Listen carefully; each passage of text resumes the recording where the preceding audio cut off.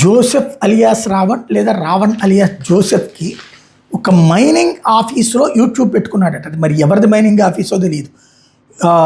రావణ్ కేసులో కృష్ణా జిల్లా గన్నవరం పోలీసులు 2 రోజులుగా ప్రత్యేక బృందం హైదరాబాద్లో మకాం వేసి దర్యాప్తు చేస్తే నిందితుడు చెందిన 3 ఆఫీసులు ఉన్నాయట అతనికి. మరి 1,50,000 డబ్బులే వస్తున్నాయి అన్నారు. మాదాపూర్లోని అపార్ట్మెంట్లో మైనింగ్ సంస్థకు చెందిన కార్యాలయంలో యూట్యూబ్ ఛానల్ నిర్వహిస్తున్నట్టు గుర్తించారు.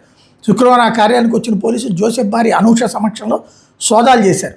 హార్డ్ డిస్క్లు, పెన్ డ్రైవ్లు స్వాధీనపరుచుకుని ఆమె స్టేట్మెంట్ రికార్డ్ చేశారు. మరి ఏంటి అసలు ఎవరిచ్చారు అది? ప్లస్ 3 కార్యాలయాలు నడపాలంటే ఆషామాషిగా, అందులో హైదరాబాద్ లాంటి చోట్ల కనీసం 30-40 వేల రూపాయలు తక్కువకి రావు ఆఫీసులు పెట్టుకోవాలంటే.